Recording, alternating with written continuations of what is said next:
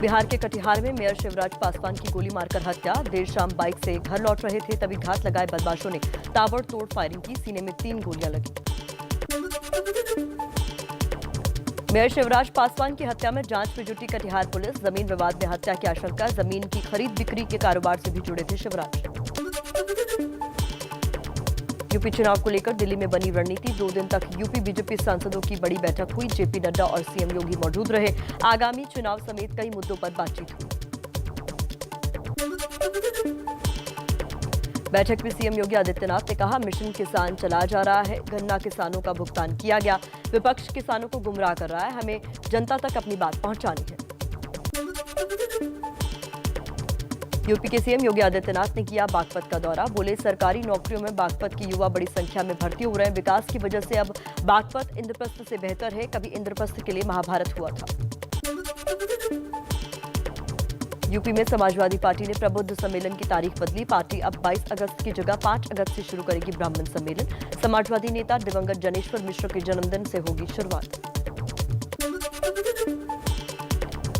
अमेठी में बीएसपी के महासचिव सतीश चंद्र मिश्रा ने योगी सरकार पर बोला हमला। कहा, ब्राह्मण सम्मेलन से बौखलाकर बीजेपी यूपी में जनता और ब्राह्मण समाज को बरगलाने की योजना बना रही है। संसद के मॉनसून सत्र के दूसरे हफ्ते का आज आखिरी दिन। कथित जासूसी कांड, महंगाई समेत कई मुद्दों पर आज हंगामे के आसार। कथित पेगासस जासूसी कांड को लेकर विपक्ष का हंगामा बरकरार। लोकसभा स्पीकर ओम बिरला ने संसद की गरिमा का ख्याल रखने की नसीहत दी। कहा, मर्यादाओं का ध्यान रखें सांसद, नहीं तो कार्रवाई होगी। जासूसी कांड पर चर्चा के दौरान संसद में बोले कांग्रेस नेता मल्लिकार्जुन खड़गे। कहा, आरोपों पर जवाब तो गृह मंत्री को ही देना होगा, यह विभाग गृह मंत्री के अधीन है। कांग्रेस नेता राहुल गांधी का सरकार पर बड़ा आरोप। कहा, सरकार राष्ट्रीय महत्व के मुद्दों पर चर्चा नहीं करने दे रही। राहुल ने महंगाई, किसान और जासूसी के मुद्दों पर चर्चा की मांग की। नई राष्ट्रीय शिक्षा नीति 1 साल पूरा होने पर शिक्षा मंत्रियों और अधिकारियों के साथ पीएम मोदी ने बैठक की। बोले, अब 11 भाषाओं में होगी इंजीनियरिंग की पढ़ाई। हर गांव में प्ले स्कूल खोला जाएगा। नई शिक्षा नीति के 1 साल पूरा होने पर पीएम मोदी ने एकेडमिक बैंक ऑफ क्रेडिट योजना की शुरुआत की। बोले, बापू के विचारों को शिक्षा नीति में उतारा गया है। राष्ट्र निर्माण में नई शिक्षा नीति की भूमिका अहम। कांग्रेस नेता राहुल गांधी ने वित्त मंत्री निर्मला सीतारमण को चिट्ठी लिखी। अल्पकालिक फसल लोन पर सभी दंडात्मक ब्याज माफ करने का अनुरोध किया। पश्चिम बंगाल की सीएम ममता बनर्जी के दिल्ली दौरे का आज आखिरी दिन। शाम 4:30 बजे कोलकाता रवाना होगी। सीएम ममता बनर्जी ने केंद्रीय परिवहन मंत्री नितिन गडकरी से मुलाकात की। कहा, बंगाल में तमाम सड़क परियोजनाओं को लेकर हुई चर्चा।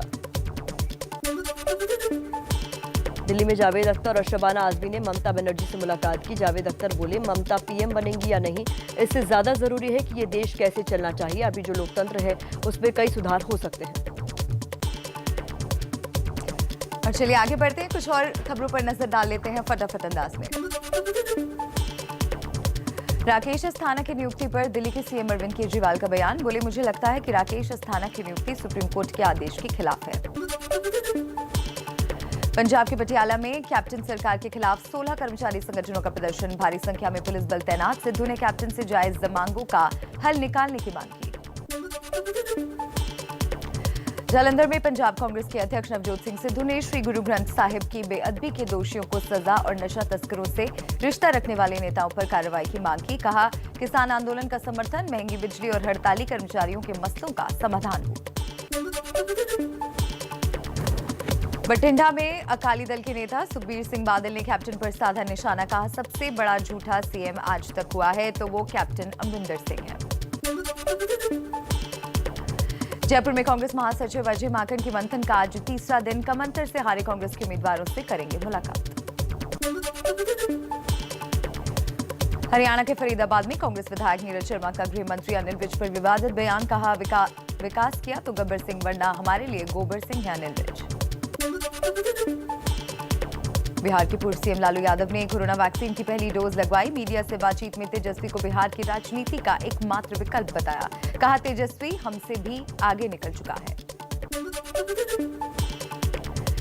बिहार में शराबबंदी पर जेडीयू विधायक गोपाल मंडल का बड़ा बयान। कहा, पुलिस और दारोगा की मिलीभगत से बेची जा रही है शराब। अगर वो सुधर जाएं तो शराब नहीं बिक सकती है। पार्टी के अध्यक्ष रामचंद्र प्रसाद को पद छोड़ने की सलाह भी दी। हिमाचल प्रदेश में कांग्रेस पार्टी में फिर फटा पत्र बम। वर्तमान अध्यक्ष की मुश्किलें बढ़ी। 50 से ज्यादा हस्ताक्षर वाली चिट्ठी में अध्यक्ष कुलदीप राठौर के नेतृत्व पर उठाए गए सवाल। खत हुआ वायरल। हिंसा को लेकर असम सरकार ने एडवाइजरी जारी की। अपने नागरिकों को मिजोरम न जाने की सलाह दी। मिजोरम में रह रहे लोगों को सावधान रहने को भी कहा। मिजोरम के साथ तनाव पर असम के मंत्री अशोक सिंघल का बड़ा बयान। कहा, हम लोगों को नियंत्रित कर सकते हैं लेकिन भावनाओं को नहीं। गोवा में 2 नाबालिग लड़कियों से कथित गैंगरेप में सीएम प्रमोद सावंत का अजीबोगरीब बयान। कहा, नाबालिग बच्चों को बाहर भेजते समय उनकी जिम्मेदारी परिवार को भी लेनी चाहिए। सीएम प्रमोद सावंत के बयान पर कांग्रेस नेता अलका लांबा का पलटवार। कहा, बीजेपी की गोवा सरकार और ऐसे संघी मानसिकता के मुख्यमंत्री पर शर्म आती है, जिनके मुताबिक बलात्कारी दोषी नहीं बल्कि बेटियों के माता पिता और परिवार वाले ही दोषी हैं। एबीपी नेटवर्क का तेलुगु भाषा में डिजिटल न्यूज प्लेटफॉर्म एबीपी दसम आज से शुरू। आंध्र प्रदेश और तेलंगाना के लोगों को राजनीति, समाज से लेकर टेक्नोलॉजी, बिजनेस और एंटरटेनमेंट समेत मिलेगी हर बड़ी खबर। दिल्ली में यमुना से सटे इलाकों में बाढ़ का खतरा। हरियाणा के हथनीकुंड बैराज से छोड़ा गया पानी। अगले 24 से 48 घंटे में यमुना का पानी खतरे के निशान तक पहुंचने की आशंका।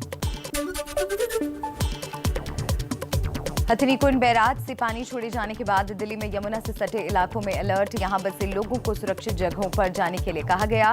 बोट से किया जा रहा है अनाउंसमेंट।